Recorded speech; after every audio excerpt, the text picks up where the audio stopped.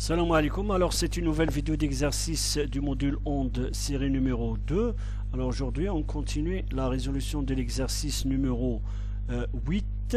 Voilà, alors dans la vidéo précédente on a traité les 3 exercices et à la fin de la vidéo on a trouvé l'expression de l'impédance mécanique du système composé d'une masse, d'un ressort et d'un amortisseur et qui est soumis à une force F transportée par la corde à x égale à 0. Voilà. Je vais donner, alors on va voir et faire le. Voilà, c'est l'expression de Z. Voilà, et on a trouvé cette expression là de l'impédance caractéristique du système. Voilà, en trouvant le rapport entre la force transportée par la corde vers x égale à 0 divisé par la vitesse, c'est-à-dire la réponse de la masse à cette force extérieure. Et on a trouvé que Z0 égale à bêta. Bêta, c'est le coefficient d'amortissement du système, plus JM oméga. Voilà, M c'est la masse la masse, et K, bien sûr ici c'est grand K, c'est la constante de raideur du ressort, bien sûr avec oméga, la pulsation avec laquelle la corde est agitée.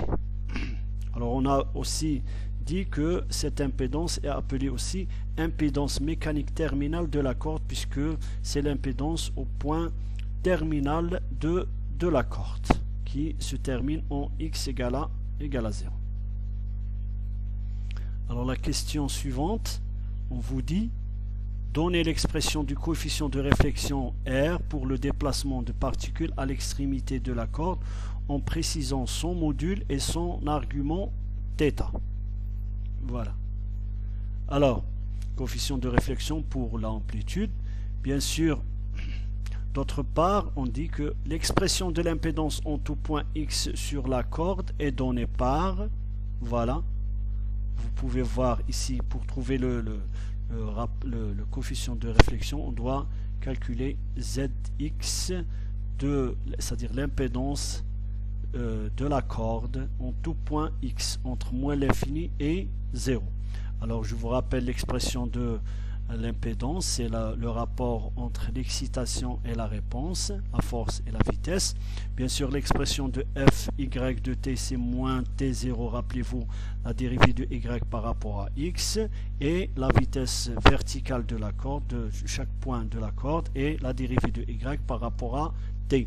Bien sûr, nous avons y de x de t, c'est-à-dire l'onde résultante de la superposition de deux ondes, l'une incidente et l'onde réfléchie, s'écrit sous cette forme-là, où on a remplacé AR par RAI.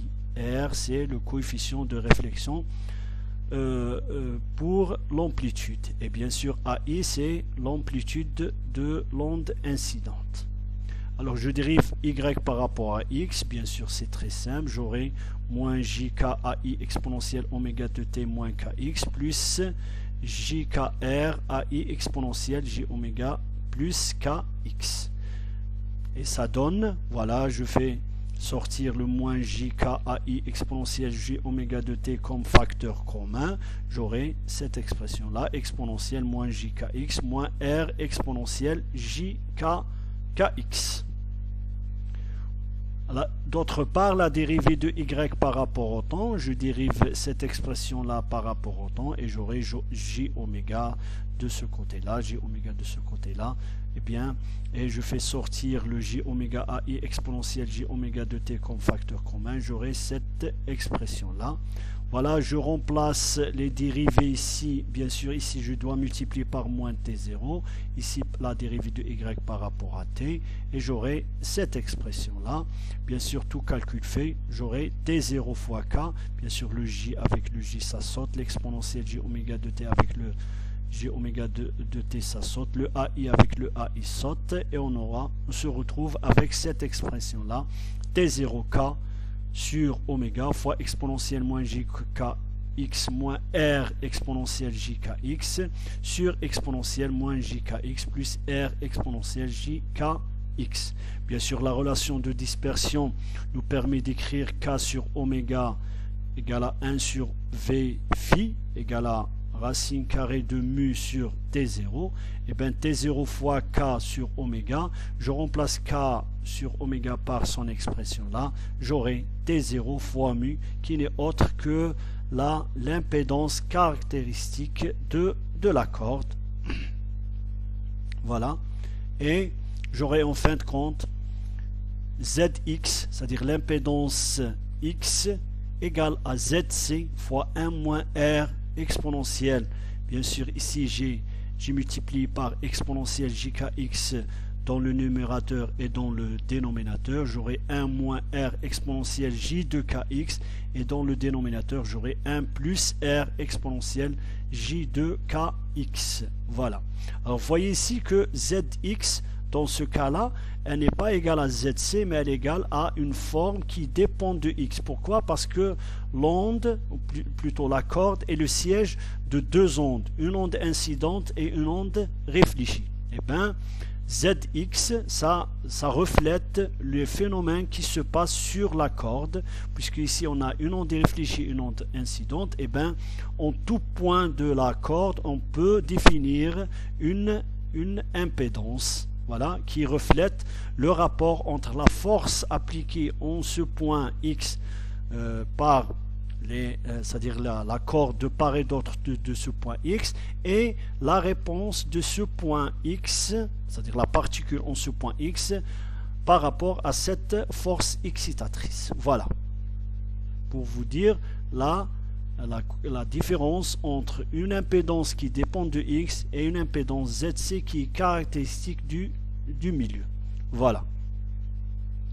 Maintenant, en particulier, en X égale à 0 de la corde, on a ZC, c'est-à-dire Z0, c'est-à-dire l'impédance c'est-à-dire terminale de la corde, c'est-à-dire en X égale à 0, et bien c'est 1 moins R, je remplace X ici par 0, j'aurai 1. De même pour le dénominateur, il n'y a pas le K1, c'est juste K. Et bien c'est 1 plus R, voilà, avec ZC égale à racine carrée de T0 fois mu. Mais au même endroit X égale à 0, le système oscillatoire présente lui aussi une impédance telle que, voilà, c'est-à-dire en X égale à 0, pardon, en X égale à 0, vous avez l'impédance au même X égale à 0. Le système qui a une impédance caractéristique du milieu qui est le rapport entre la force appliquée par la corde sur la masse, sur la vitesse de cette masse, et en même temps la corde a une impédance terminale qui est égale à ZT qu'on vient de trouver. Et bien en égalant ces deux impédances, l'une du système, l'autre de la corde, mais au même point, X égale à 0, et bien d'un côté on a Z0 égale à ZC1 moins R sur 1 plus R, et de l'autre côté on a l'impédance caractéristique du système oscillatoire qui est égale à bêta plus JM oméga moins grand K sur M. Alors de cette égalisation, on peut trouver la valeur, l'expression du coefficient de réflexion pour l'amplitude. Voilà, c'est très simple, c'est une manipulation algébrique très simple. Je vous laisse le soin de la faire. Voilà. Pardon.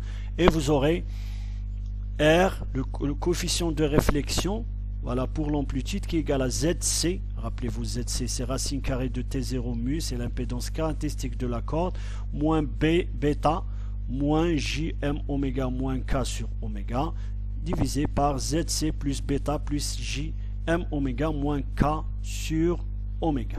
Vous voyez que le coefficient de réflexion pour l'amplitude est un nombre complexe qu'on peut l'écrire sous cette forme-là, R égale au module de R fois exponentielle Gθ. Θ, c'est l'argument de ce nombre complexe. Bien sûr, avec R, le module, voilà, c'est c'est le module de ce terme-là divisé par le module de ce terme-là qui peut s'écrire sous cette forme-là où on a remplacé ZC par son expression. Et bien sûr, le θ, c'est l'argument de ce terme-là moins l'argument de ce terme-là, voilà, qui n'est autre que arc tangent de m oméga moins k sur oméga sur racine carrée de t0 mu moins bêta moins arc tangent de m oméga moins k sur oméga sur racine carrée de t0 mu plus bêta. Voilà. C'est ce terme-là. Voilà. Alors, vous voyez qu'on vient de trouver l'expression du coefficient de réflexion, son module et son argument θ en fonction de bien sûr de oméga, mais aussi en fonction des caractéristiques du milieu du système oscillatoire M, K, bêta, mais aussi des caractéristiques de la corde. Voilà. Cinquièmement, on vous dit montrer que le déplacement total de la particule dans la corde s'écrit sous cette forme. C'est le produit d'une fonction AX, c'est-à-dire qui ne dépend que de X, et la forme de la onde incidente YI X de T en précisant l'expression de AX en fonction de oméga K, X, R et θ. Voilà. Alors, rappelons que l'onde dans la région X, qui est la région de propagation, qui s'étend de moins l'infini à 0, s'écrit sous cette forme-là. Voilà, je vous rappelle l'expression de Y. Voilà, bien sûr, voilà, c'est cette expression-là. Y de X de T égale à 1 plus R exponentielle de JKX fois le déplacement correspondant à l'onde incidente. Voilà. Et bien, on aura cette expression-là. Et comme vous pouvez voir, bien sûr, je remplace R par voilà, le module fois exponentielle G de θ. Avec R, les expressions on a déjà trouvé, R et θ. Voilà. Et YX de T peut s'écrire sous cette forme 1 plus R exponentielle J de KX plus θ fois YIX de T. Voilà. Et bien, comme vous pouvez le voir, il y a une fonction qui dépend juste de X, c'est-à-dire l'espace, et multipliée par le déplacement de l'onde incidente. M'excuse. Ainsi, dans la région de propagation, l'onde résultante est le produit d'une onde progressive incidente YI X de T égale à A fois exponentielle G oméga de T moins KX et une fonction complexe 1 plus R exponentielle J de K X plus θ. J'ai mis B pour ne pas confondre avec le A. Voilà. De telle façon que YX de T c'est Bx fois Yx de T qui peut s'écrire sous cette forme-là, AI fois 1 plus R exponentielle J de Kx plus θ fois exponentielle J oméga de T moins Kx. Alors vous pouvez voir ici que, voilà, pour cette forme-là, eh bien, vous avez le terme oméga de T moins Kx qui représente c'est-à-dire le fait que c'est une onde qui se propage, puisqu'il y a le T, la combinaison entre T et X, mais d'autre part, vous avez une amplitude qui dépend de X. Alors que, comme on le sait, c'est une onde progressive pure, voilà, c'est le terme qu'on utilise, une onde progressive pure a une amplitude qui ne dépend pas de X. Eh bien, cette expression de déplacement ne correspond pas à une onde progressive pure puisque son amplitude dépend de X. Voilà, c'est ce que je viens de dire ici. Voilà. Mais elle n'est non plus une onde stationnaire pure puisque, voilà, parce qu'on a déjà vu que pour les ondes stationnaires pures, eh ben, les amplitudes dépendent de X. Mais dans ce cas-là, vous avez un terme qui représente une propagation, alors que pour une onde stationnaire pure, il n'y a pas phénomène de propagation. C'est pour ça on va dire que y de x de t ne représente ni une onde progressive pure, ni une onde stationnaire pure. Voilà. C'est un autre type d'onde qui est la combinaison entre une onde progressive, puisqu'il y a le terme oméga t moins kx, et la combinaison entre une propriété des ondes stationnaires qui est que les amplitudes dépendent de la position. Voilà. Alors, pour cette forme-là, Bx, on va essayer de l'étudier de plus près. Voilà. Alors, pour des valeurs données de R, θ et K, la fonction Bx a un maximum pour, voilà, un maximum. Le maximum de Bx, c'est lorsque, voilà, ce terme-là soit égal à 1. Voilà, pour avoir une valeur maximale de 1 plus R. Voilà. Bêta x égale à, c'est-à-dire pour le maximum, c'est 1 plus R, avec bien sûr K égale à 2pi sur lambda. Ou encore, 2kx plus θ doit être égal à 2n pi. Voilà. Alors, les maximums de cette fonction Bx, c'est-à-dire pour lequel Bx égale à 1 plus R, et bien ce sont pour les positions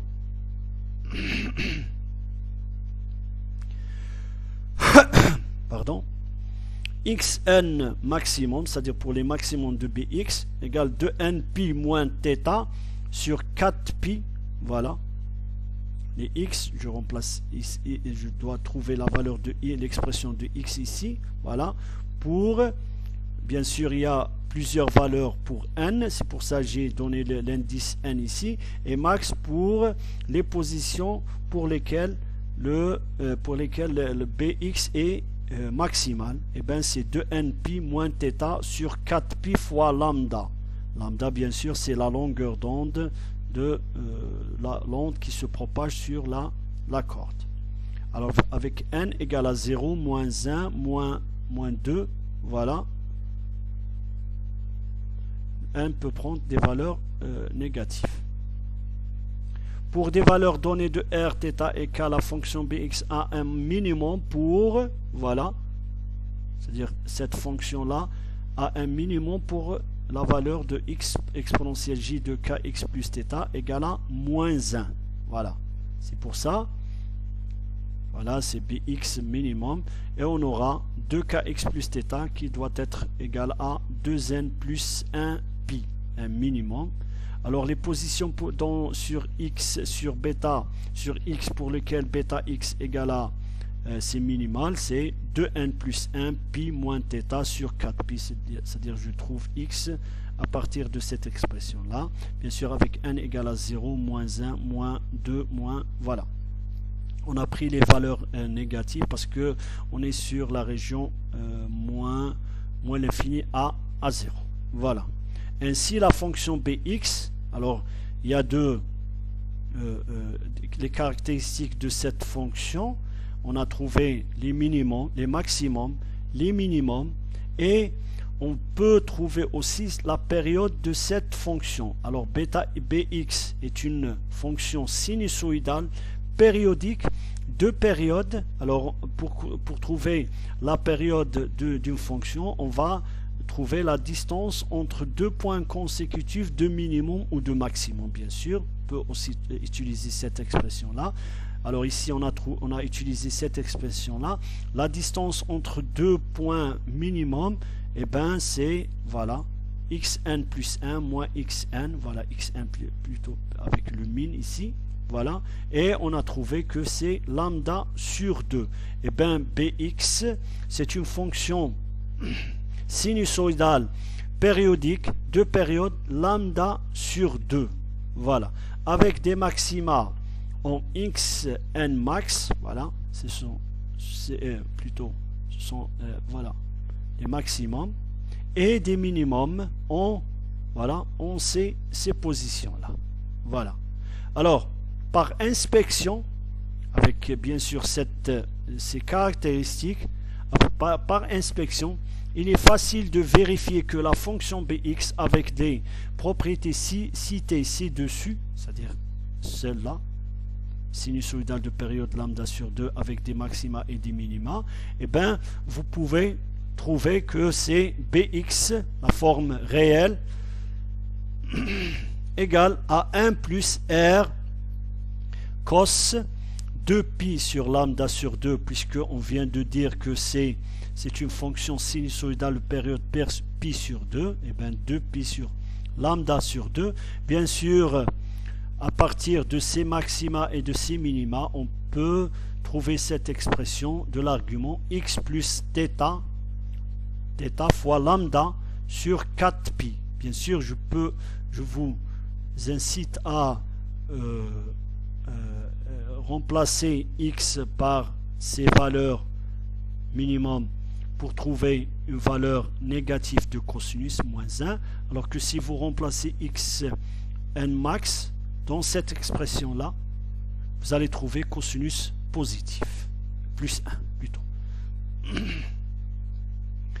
Alors si on fait un réarrangement, bien sûr vous aurez 4pi cosinus 4pi lambda fois x plus θ fois lambda sur 4pi. Et bien c'est cette forme là bx qui correspond à ces propriétés de bx. Voilà. Enfin, le déplacement de la corde s'écrit, voilà, je remplace bx ici, voilà, bx, et j'aurai, voilà, yx de t égale à ai fois 1 plus r cosinus 4pi sur lambda, x plus θ fois lambda 4 sur 4pi, bien sûr, fois exponentielle j oméga de t moins kx, qui est une onde se propageant dans le sens des x croissant, bien sûr, parce qu'il y a le signe moins ici, à la vitesse v phi égale à oméga k, mais avec une amplitude qui dépend de x. Voilà. Alors, bien sûr, une amplitude qui dépend de x. Pardon. Alors, on va voir quelques cas particuliers de propagation de cette onde-là. Voilà. Qui a un aspect propagatoire et avec une amplitude qui dépend de la variable x. Alors, un cas particulier, on va prendre oméga égale à racine carrée de k sur m et t0 mu inférieur à bêta au carré. Alors, le fait de prendre oméga égale à racine carrée de k sur m, c'est-à-dire le manipulateur va choisir une pulsation qui est égale à racine carrée de k sur m. C'est la pulsation propre du système, voilà, du système mécanique en x égale à 0. Et bien le fait de choisir oméga égale à racine carrée de k sur m, ça va annuler la partie complexe du imaginaire, plutôt la partie imaginaire de R. Et on se retrouve avec racine carrée de t0 mu moins bêta sur racine carrée de t0 mu plus bêta, qui appartient à R moins, c'est-à-dire puisque t0 fois mu est inférieur à bêta, la racine carrée de t0 mu inférieur à bêta, et bien c'est un nombre réel négatif. Voilà. Bien sûr, R, puisque c'est réel, je vais l'écrire tout court, R, voilà, égale racine carrée de t0 mu moins bêta sur racine carrée de t0 mu plus bêta, qui est inférieur à 0. Puisque c'est un nombre réel négatif, et bien l'argument égale à pi. Voilà, son argument est pi. Alors je remplace ici, voilà, je remplace θ par pi, j'aurai pi sur 4, voilà. Avec R ici, c'est la valeur, c'est un nombre, voilà, il y a le R, c'est le module de R.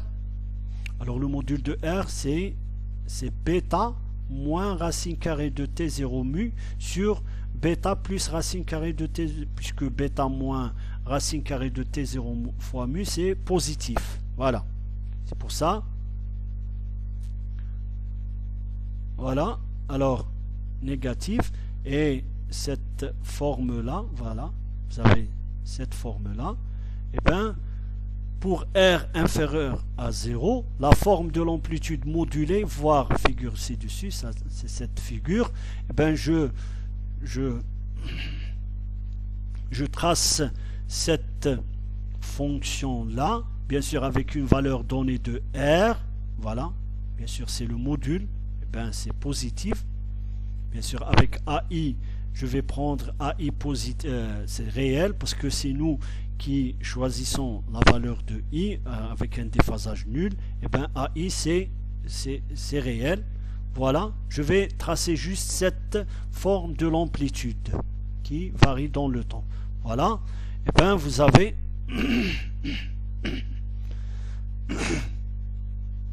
je m'excuse pour ce. Voilà, ce sont désagréables. Alors, vous avez la fonction AI fois 1 moins R cos 4pi, parce que je dois détailler ce cosinus là pour arriver à cette expression là, AI fois 1 moins R cos 4pi sur lambda x. Voilà, pour R inférieur à 0, et bien vous aurez là la fonction, c'est-à-dire cette forme qui est tracée ici, voilà, et ça va entre AI fois 1 plus R lorsque cosinus égale à moins 1 et on a AI 1 moins R lorsque cosinus égale à plus 1. Voilà. Bien sûr, vous pouvez voir que c'est une fonction qui a une période de pi sur 2. Voilà. C'est cette forme-là qui se répète. Voilà. Bien sûr, on est dans la région moins l'infini plus à 0. C'est pour ça qu'on a ce signe moins. Voilà. Mais vous pouvez voir que c'est une fonction périodique de période lambda sur 2. Voilà. Alors, qu'est-ce que cela veut dire?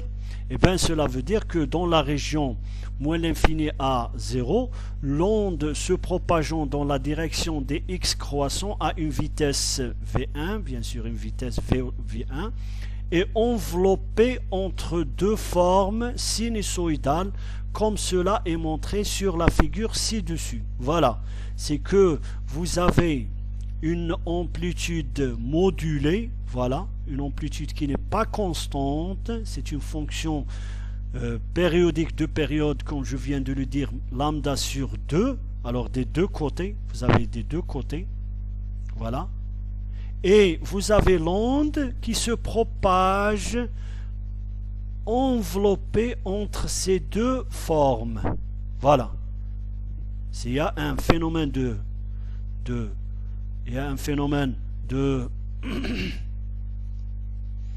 propagation avec bien sûr les couleurs qui vous indiquent l'évolution dans le temps de l'onde. Voilà, il y a un phénomène de propagation, mais c'est pas une onde progressive pure puisque l'amplitude n'est pas constante. Et il y a un aspect aussi oscillatoire puisque il y a, voilà, vous pouvez voir que l'amplitude dépend de x. Voilà. Il y a un aspect des ondes progressives et un aspect des ondes stationnaires. Mais ce n'est ni une onde progressive pure, ni une onde progressive, ni une onde stationnaire pure. Voilà. Alors, on définit ce qu'on appelle le taux d'onde stationnaire taux, défini comme le rapport entre le maximum d'amplitude du déplacement, voilà, c'est le maximum de cette forme-là, et de son minimum. Alors le maximum de AI bien sûr, c'est la fonction, voilà cette fonction-là. Le maximum de cette fonction, c'est lorsque ce terme-là égale à plus 1. Et le minimum, c'est lorsque ce terme-là égale à moins 1. Voilà, c'est ce que on a écrit ici. C'est 1, taux égale, en fin de compte, c'est le rapport entre 1 plus le module de coefficient de réflexion pour l'amplitude divisé par 1 moins R, le module de coefficient R. Voilà. Alors dans ce cas, le module du coefficient de réflexion pour l'amplitude égale à, voilà, le R égale à moins R, puisque le R est négatif. C'est pour ça ce terme-là est positif, puisque bêta est supérieur à racine carrée de T0 mu. Voilà. Et en remplaçant ici, voilà, on trouve que taux égale à 1 plus bêta moins racine carrée de T0 mu divisé par bêta plus racine carrée de T0 mu divisé par le 1 moins R. Et bien, tout calcul fait, on trouve que le taux d'onde stationnaire égale à bêta sur racine carrée de T0 mu. Comme vous pouvez le constater, le taux d'onde stationnaire, c'est-à-dire quel est, c'est-à-dire le degré d'aspect onde stationnaire dans l'onde que nous étudions. Voilà. Alors, on va prendre un autre cas particulier, qui c'est lorsque oméga égale à racine carrée de k sur m, mais cette fois-ci, T0 fois mu est supérieur à bêta au carré. Eh bien, le fait de prendre oméga égale à racine carrée de k sur m, ça va annuler la partie imaginaire.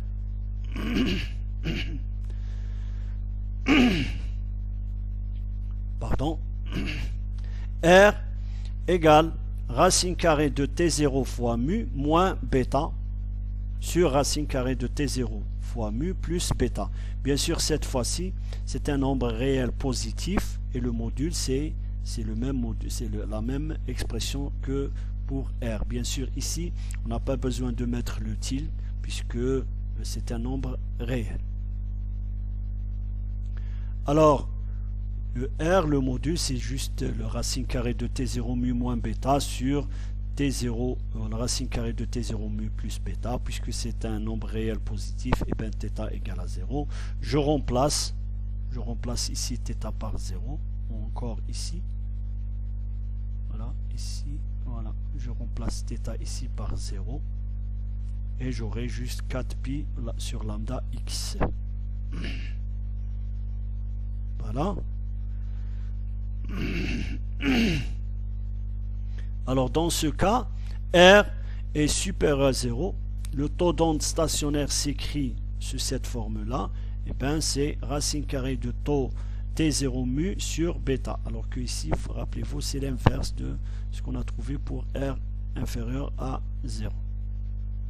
Alors vous pouvez voir là la forme de l'amplitude qui va moduler la variation de l'onde, la propagation de l'onde, c'est-à-dire il y a une onde qui se déplace de moins l'infini à plus l'infini, bien sûr, avec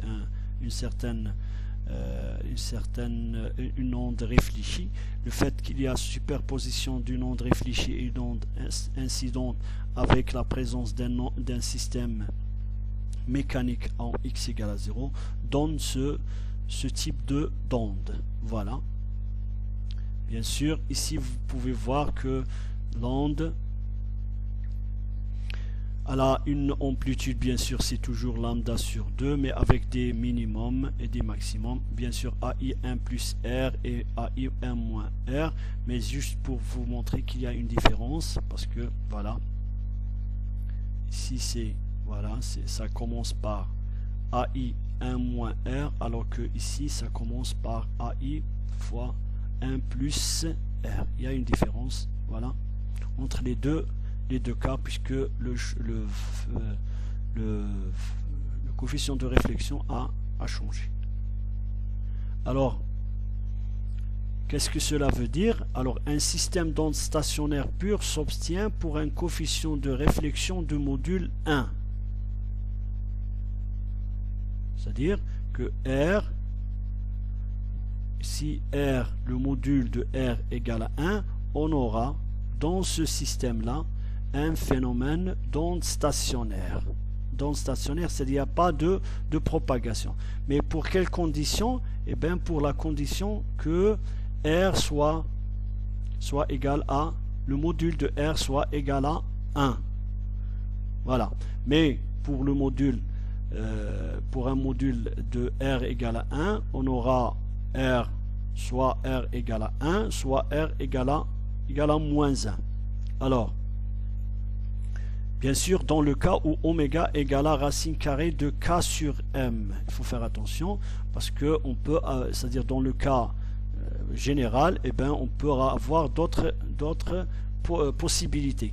Mais dans le cas où oméga égale à racine carrée de K sur M, c'est-à-dire que la partie imaginaire est nulle, eh ben, on aura juste deux cas.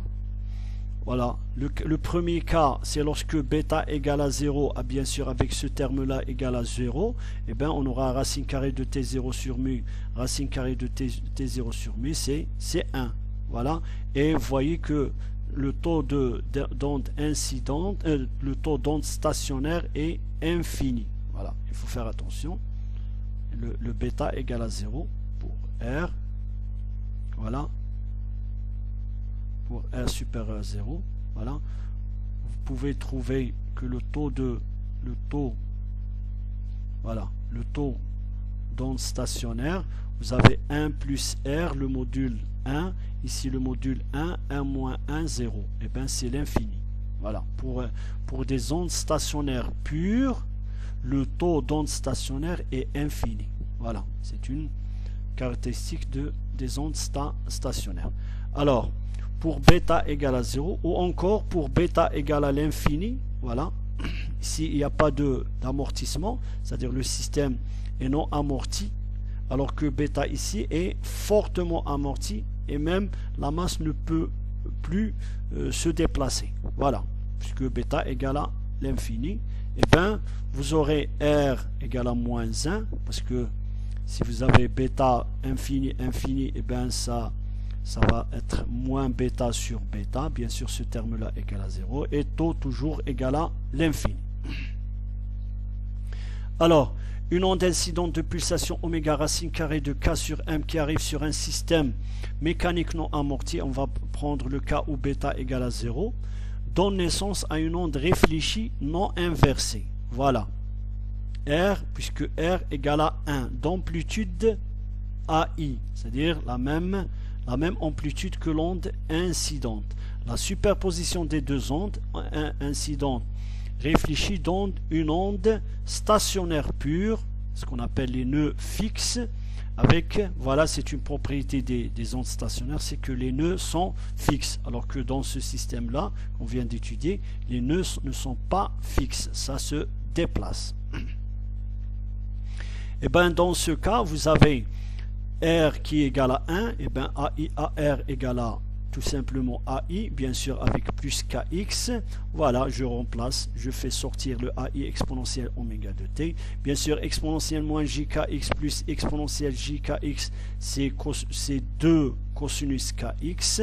Bien sûr, avec exponentielle oméga de t, c'est le déplacement vertical avec une pulsation oméga. C'est là la forme de déplacement d'une corde pour une onde stationnaire pure, puisque les nœuds sont fixes, c'est-à-dire le déplacement est nul, voilà, indépendamment du temps. C'est-à-dire il y a des valeurs de x qui vont annuler ce y sans considération du temps. C'est ça une onde stationnaire pure, lorsque le R égale à 1. C'est-à-dire que ici, pour R égale à 1, l'amplitude, elle n'est pas inversée. C'est-à-dire l'onde réfléchie revient du même côté que l'onde incidente.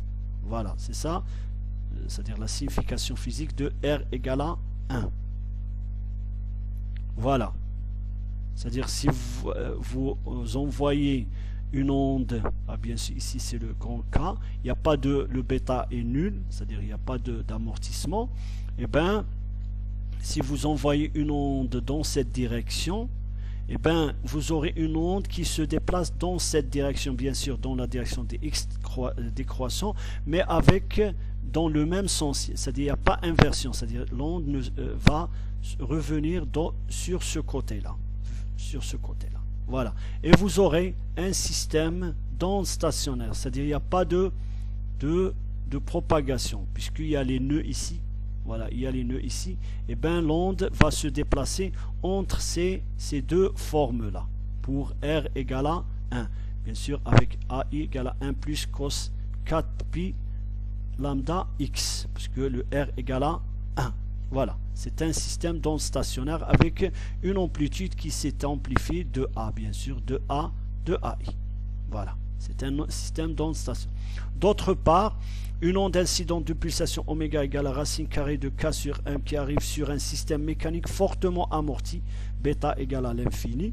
La masse m a du mal à se déplacer, c'est-à-dire c'est comme si l'onde arrive sur un mur, voilà, puisque la masse est tellement fortement amortie qu'elle ne peut pas se déplacer, quelle que soit la force qui est transportée à travers la corde, voilà.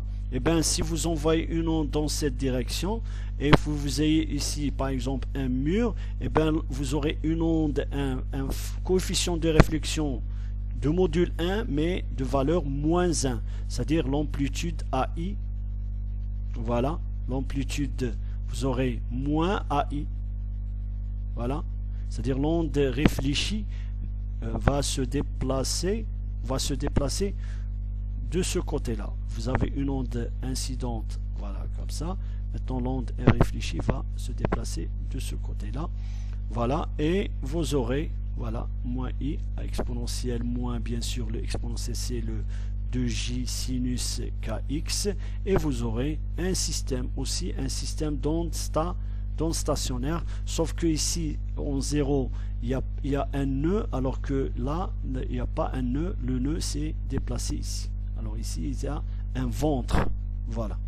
Alors que pour R égale à moins 1, et bien, en x égale à 0, bien sûr, parce que la masse ne peut pas se déplacer, et bien, c'est le déplacement en x égale à 0, c'est 0, mais quand même, vous aurez un système d'onde stationnaire, c'est le résultat de la superposition d'une onde incidente et d'une onde réfléchie de même amplitude, de même pulsation, de même cas. Voilà. Voilà. Vous avez un système d'onde stationnaire. Alors bien sûr ici le taux d'onde stationnaire est infini. Voilà. Maintenant pour le cas particulier 3, on va prendre oméga, bien sûr toujours juste pour annuler la partie imaginaire du coefficient de réflexion, oméga égale à racine carrée de k sur m, mais cette fois-ci on va prendre carrément bêta égale à racine carrée de t0 mu. Et bien vous avez ce terme là qui est nul, mais aussi ce terme là qui est nul. Et bien on trouve le calcul vous donne un coefficient de réflexion égal à 0. Bien sûr, si vous avez le R égal à 0, le taux d'onde stationnaire, je vous rappelle, voilà, le taux d'onde stationnaire, R égale à 0, et bien vous aurez 1. Un taux d'onde stationnaire pour un coefficient de réflexion nul égal à 1. Alors la corde est le siège d'une onde incidente uniquement. Voilà, parce que le AI, ici là, il n'y a pas d'onde réfléchie puisque AR égale à R fois AI. Or que R est nul. Et bien on se retrouve juste avec cette forme-là. Voilà, c'est pour ça que j'ai dit que la corde est le siège d'une onde incidente uniquement progressive pure, pas d'onde réfléchie bien sûr. Pourquoi prendre progressive pure? Puisque l'amplitude d'oscillation elle est constante, elle ne dépend pas de x. Voilà, dans le cas où R égale à 0, c'est-à-dire il n'y aura pas d'onde réfléchie. C'est-à-dire ici on a choisi les valeurs T0, mu et oméga de manière à annuler l'onde réfléchie. C'est-à-dire si le manipulateur va choisir le oméga avec laquelle il va exciter la corde pour qu'elle soit égale à racine carrée de k sur m et fait que la corde sur laquelle il va propager son onde, il va choisir sa tension et sa masse linéique de telle façon que le racine carrée de ce produit soit égal à la coefficient de coefficient d'amortissement du système, et bien en faisant ça, vous allez avoir une onde qui n'aura pas d'onde réfléchie à partir de x égale à 0, c'est-à-dire toute l'onde incidente va être absorbée par le système. Il n'y aura pas d'onde réfléchie vers le manipulateur. Voilà, en choisissant ces paramètres-là. Voilà. Alors, en choisissant les valeurs T0, mu et oméga de manière à annuler l'onde réfléchie, l'énergie transportée par l'onde incidente est transmise dans sa totalité au système mécanique. Masse ressort plus amortisseur. Pas d'énergie qui revient vers l'excitateur. Voilà, il n'y a pas d'onde réfléchie qui va... Toute l'énergie qui va être transportée va être absorbée par le système. Ce qui représente un intérêt majeur, voilà, pour le cas où, par exemple, on ne veut pas que une partie de l'énergie qu'on a fournie au système nous revienne. Voilà. Voilà, c'est ce qu'on appelle, voilà, c'est un phénomène très important, ce qu'on appelle une adaptation parfaite d'impédance. C'est-à-dire que on va adapter notre système, les paramètres, de telle façon qu'il n'y ait pas d'onde réfléchie vers le manipulateur ou vers la source d'énergie. Ce qu'on appelle, bien sûr, c'est, je le rappelle, adaptation parfaite d'impédance. Alors on peut trouver une analogie à ce système-là dans un système électrique analogue. C'est un système RLC, voilà, électrique RLC, alimenté par un courant électrique à haute fréquence pour lequel il est possible de choisir les paramètres R, L, C et oméga, bien sûr aussi c'est-à-dire le milieu sur lequel se transporte le circuit électrique. Voilà, et oméga, de manière à ce que toute l'énergie envoyée sera consommée par le circuit sans qu'il y ait d'énergie réfléchie qui revient vers la source. Et c'est très important que vous n'ayez pas de retour d'énergie vers vous, c'est-à-dire lorsque vous fournissez une énergie à un système électrique qui est représenté par un circuit RLC. Alors pourquoi j'ai dit ici haute fréquence? Parce qu'à basse fréquence, il n'y a pas de phénomène de propagation, puisque la fréquence 50 Hz, ça donne une longueur très grande et il n'y a pas de phénomène de